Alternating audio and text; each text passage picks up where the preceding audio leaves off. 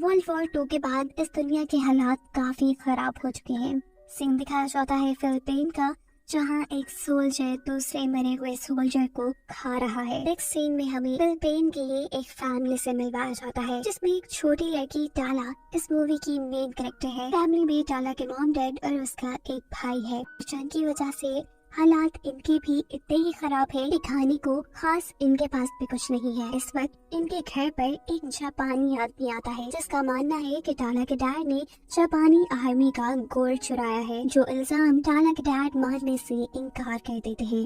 तो उसे में ये आदमी इन्हें धमकी देकर चाहता है कि तुम्हारे पास सिर्फ 2 दिन का वक्त है, अगर तुमने गोल्ड वापस ना किया या उसके बारे में ना बताया तो मैं तुम्हारा बहुत बुरा हश्र करूंगा। वो आदमी तो धमकी देकर जा चुका था, पर टाला के डैड उसी को मारने की प्लानिंग में लग गए थे, क्योंकि वो अपनी फैमिली को बचाना चाहते थे। इस आदमी को मारने की अपने डैड की प्लानिंग टाला भी सुन लेती है, जिसको रिलैक्स करने के लिए उसके डैड कहते हैं, परेशान मत होना, मैं जंगल के रास्ते से जा रहा हूँ, किसी को मेरा पता नहीं चलेगा और मैं जल्दी ही वापस आ जाऊंगा। और इस सब के बाद काफी दिन गुजर जाते हैं। टाला के डैड अभी तक वापस लौट कर नहीं आए थे। टाला की मॉम की भी तबीयत अचानक बहुत ज्यादा बिगड़ जाती है। उनकी मेड उन्हें उठाकर उनके रूम में बेड पर लेटाती है और इस सब की परेशानी में टाला के मुंह से ये निकल जाता है कि शायद डैड मर गए होंगे।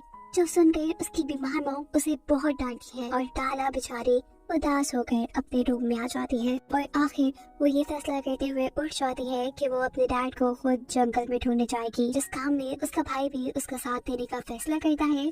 और ये लोग घर से बाहर जाते हुए अपने डैड के गन को भी अपने साथ रख लेते हैं। ये लोग जंगल में पहुंच चुके थे, जहां टाला को एक झोपड़ी नजर आती है। झोपड़ी के अंदर जाने पर उसे प्लेट में रखी एक कैंडी मिलती है, जिसे वो जल्दी से उठाकर खा चुकी थी, क्योंकि वो काफी वक्त से भूखी थी। वो अब इसी झोपड़ी में बने एक कमरे के अंदर जाती है। वहाँ एक लाश पड़ी थी, जिसके ऊपर बहुत से कीड़े बैठे हुए थे, जिसे देखकर वो बहुत ज्यादा डर चुकी थी। डर कर टाला वहाँ से बाहर आ चुकी थी। चलते चलते टाला के भाई को दूर से एक अजीब आवाज सुनाई देती है, जबकि सामने टाला को अपने डैड नजर आ गए थे। वो जब पीछे मुड़कर अपने भाई को देखती है तो पीछे से उसका भाई गायब था। टाला का भाई उस आवाज को सुनते हुए जंगल में एक नदी के पास पहुंचा था, जहां बहुत सी लाशें थी। ये लोग जंग में मारे गए थे। इन्हें देखकर वो बहुत ज्यादा डर जाता है और वापस घर की तरफ चल पड़ता है। और जंगल में टाला अपने भाई को ढूंढते ढूंढते एक चर्च के अंदर आई थी, जहाँ टाला के सामने आती है एक फेरी। वो टाला से कहती है कि तुम्हारा दिल बहुत साफ है, इसी वजह से तुम इस चर्च में आ पाई हो। साथ ही वो टाला को टाला के भाई और डैड के बारे में बताती है कि तुम्हारा भाई घर जा चुका है और तुम्हारे डैड भी अभी तक सही सलामत है। जिसके बाद वो टाला से उसकी एक ख्वाहिश पूछती है ताकि वो उसे पूरा कर सके, पर टाला डर कर उसे कोई भी जवाब दिए बगैर अपने घर वापस आ चुकी थी। घर आने पर टाला को टाला की मॉम से बगैर पूछे घर से बाहर जाने की वजह से डांट भी पड़ी थी। वो यहाँ अपनी मॉम को बताती है कि मैं डैड को नहीं ढूंढ पाई और उदास अपने रूम में वापस आ जाती है। उससे मिलती है दोबारा वही फेरी जो उसे जंगल में मिली थी। यहाँ फेरी टाला को अपने बारे में बताते हुए कहती है कि मैं सब जानती हूँ, सब जो यहाँ हो रहा है। मैं ये भी जानती हूँ कि तुम्हारे डैड इस वक्त कहाँ हैं और किस मकसद के लिए हैं। तुम्हारे डैड सिर्फ उस जापानी आदमी को मारने के लिए नहीं गए जिन्होंने उन्हें मारने की धमकी दी थी, वो तो बल्कि अपने दुश्मनों से यानी अमेरिका वालों से मदद भी लेने के लिए गए हैं। तुम्हारे डैड एक गद्दार है। मैं ये भी जानती हूँ कि तुम्हारी मॉम भी बीमार है, अगर तुम चाहो तो मैं उन्हें ठीक कर सकती हूँ। ये कहकर वो टाला को एक जार देती है और वहाँ से गायब हो जाती है। अब सुबह होती है। टाला का भाई बहुत ज्यादा घबराया हुआ परेशान था। वो टाला को बताता है कि मैंने एक बहुत बड़ा ख्वाब देखा है कि हम भी जंग में मरने वाले लोगों की तरह मर जाएंगे और कोई हमारी मदद को नहीं आएगा। टाला उसे जल्दी से गले लगाकर कहती है, ऐसा नहीं है, हमारी मदद वो फेरी करेगी। टाला यहाँ उसे फेरी के बारे में सब कुछ बता चुकी थी, जबकि दूसरी तरफ हम उसी जापानी आदमी को टाला के घर के बाहर देखते हैं, जिसने टाला के डैड को धमकी दी थी। यहीं घर के अंदर टाला की मॉम की तबीयत अब इतनी खराब थी कि टाला को लग रहा था कि बस अभी वो मर जाएंगी। कुछ भी ना समझ आने पर वो फेरी की बात मानते हुए उसका दिया हुआ बग अपनी मोम के ऊपर छोड़ देती है। दिखाया जाता है कि वो बाघ इस औरत के मुंह में चला जाता है, जिससे अचानक उसकी आंख खुल जाती है। वो इस वक्त पर जोर जोर से खांसती है। उसकी हालत काफी खराब हो गई थी, लेकिन सुबह होने पर दिखाया जाता है कि वो बिल्कुल नॉर्मल हो गई है, ऐसे जैसे वो कभी बीमार ही ना हो। ये देखकर उसके दोनों बच्चे बहुत खुश थे और अब टाला भी अपनी मॉम को फाइनली फेरी के बारे में सब बता देते हैं। सुनने में ये सब उनके लिए काफी अजीब था, लेकिन जो भी था अच्छा ही था। रात होने पर दोबारा टाला की मॉम की तबीयत बिगड़ चुकी थी। उसकी कमर पर कोई चीज उभरी हुई थी, ऐसे जैसे उस फेरी का दिया हुआ बग ही टाला की मॉम की स्किन के अंदर था। सुबह होने पर टाला का भाई देखता है कि उसकी मॉम बहुत ही अजीब तरीके से अपने ही हाथ को काट के खा रही है। ये सब देखकर वो डर जाता है। टाला की मेड उसकी मॉम को उठाकर उसकी कमरे में लेटा देती है। तभी अचानक टाला की मॉम को अजीब दौरा पड़ता है। उसकी हालत बिगड़ गई थी। उसकी बॉडी की सारी वेन्स रेड होकर बाहर की तरफ उभर आई थी। साथ ही उसकी जुबान भी अजीब जानवर की तरह बनकर लंबी होकर बाहर की तरफ निकल आती है। उसकी हालत ऐसी थी कि किसी ने उसे पोसेस कर लिया था, उसे अपने काबू में कर लिया था। ये देखकर उसकी मेट पे डर जाती है। फौरन ही उसके रूम से बाहर जाकर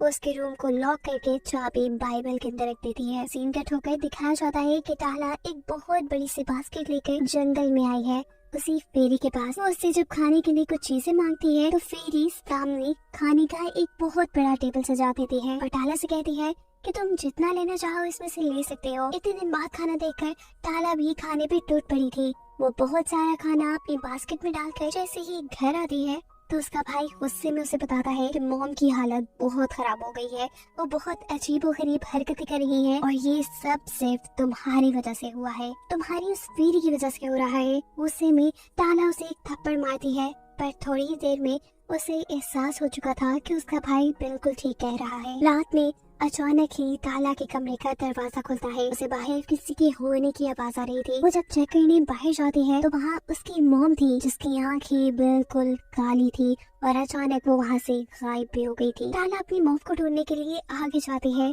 उसे अब अपने घर से बाहर अपने डॉग के चिल्लाने की आवाज आ रही थी। टाला जल्दी से बाहर जाकर देखती है तो वहाँ उसकी मॉम उसी के डॉग को खा रही है। इन्हें देखकर टाला समझ चुकी थी कि उसकी मॉम इंसान नहीं रही, बल्कि वो जानवर और इंसानों को खाने वाली एक डीमन बन चुकी है। डर कर टाला अपने घर का दरवाजा बंद कर देती है। सारा शोर सुनकर टाला का भाई और उसकी मेट भी यहाँ आ चुके थे।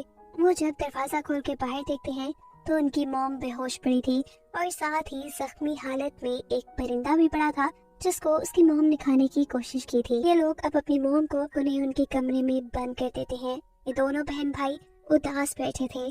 टाला का भाई रो रहा था और टाला उसे कहती है तुम रो नहीं, मैं सब ठीक कर दूंगी। जबकि इनके घर के बाहर हमें वही फेरी दिख रही है जो टाला के मॉम के शिकार किए हुए परिंदे को खा रही थी और इससे हमें मालूम हुआ कि वो भी एक डिमोनिक फेरी है, यानी एक शैतानी फेरी। वो फेरी अब घर के अंदर आ जाती है और यहाँ टाला उसे कहती है कि तुम बहुत बुरी हो, तुम्हारी ही वजह से ये सब हो रहा है, मैं जानती हूँ। जिस पर वो फेरी कहती है मेरी वजह से कैसे, ये फैसला तो तुम्हारा ही था, मैंने तुम्हारी मॉम को ठीक कर दिया, लेकिन किसी भी ख्वाहिश को पूरा करने के पीछे एक कुर्बानी तो देनी ही पड़ती है और इस कुर्बानी के बदले मैंने तुम्हारी मॉम को एक डीमन यानी शैतान बना दिया। अब वो हमेशा जिंदा तो रहेंगी लेकिन एक शैतान बनकर। ये सब चीजें टाला को पागल कर रही थी। वो फेरी के ऊपर चिल्लाती है और फेरी यहाँ से गायब हो जाती है। सीन कट होकर दिखाया जाता है कि टाला जब बेसमेंट पे जाती है तो वहाँ उसकी मेट और वो जापानी आदमी पहले से ही मौजूद था।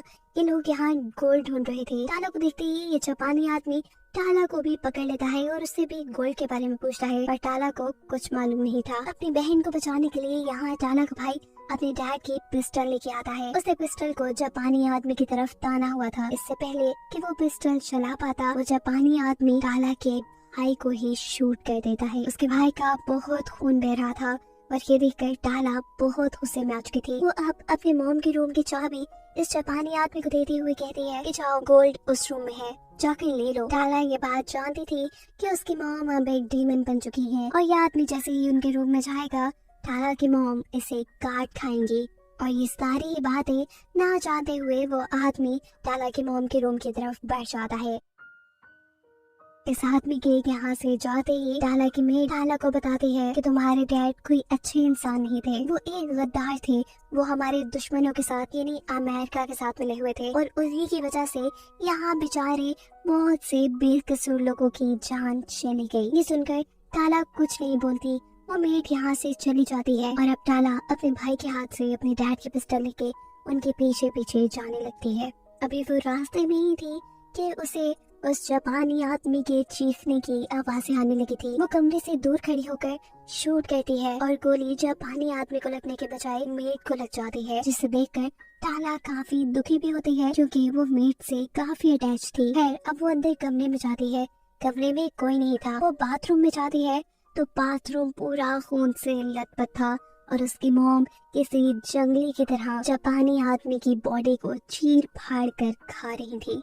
अपनी मॉम की ये हालत देखकर टाला बहुत ही ज्यादा डर चुकी थी, इसीलिए वो अब अपने भाई को उठाकर उसे बचाने के लिए वहाँ से भागते हुए बाहर आ जाती है। वो उसे मदद के लिए कहीं ले जाना चाहती थी, लेकिन बहुत सारा खून बहने की वजह से टाला का भाई भी मर चुका था। टाला दुख में अब भागकर दोबारा जंगल में बनी उसी चर्च में आती है जहाँ उसे पहली मर्तबा फेरी मिली थी। वो फेरी से कहती है कि बस बहुत हो गया, अब ये सब खत्म कर दो। उसकी बात सुनकर फेरी उसे एक गोल्डन मैंगो खाने को देती है। टाला के इनकार करने पर फेरी जोर से चिल्लाती है और यहाँ हम पहली मर्तबा फेरी का असल बूढ़ा और अजीब चेहरा देख पाते हैं। वो इससे भी डरकर भागकर अपने घर वापस आती है तो उसे घर के बाहर अपने भाई की लाश भी नहीं मिली। वहाँ सिर्फ उसके भाई का कटा सर रखा था और जगह ही जगह खून फैला था। वो समझ चुकी थी कि ये काम भी उसकी मॉम का है। अब टाला की मॉम की नजर टाला के ऊपर भी पड़ जाती है। वो उसे खाने के लिए उसकी तरफ बढ़ती है, लेकिन टाला बहुत ज्यादा डर कर अपने आप को एक रूम में लॉक कर लेती है। बाहर से उसकी मॉम जोर जोर से दरवाजा पीट रही थी और डर कर चिल्लाते हुए गुस्से में टाला कहती है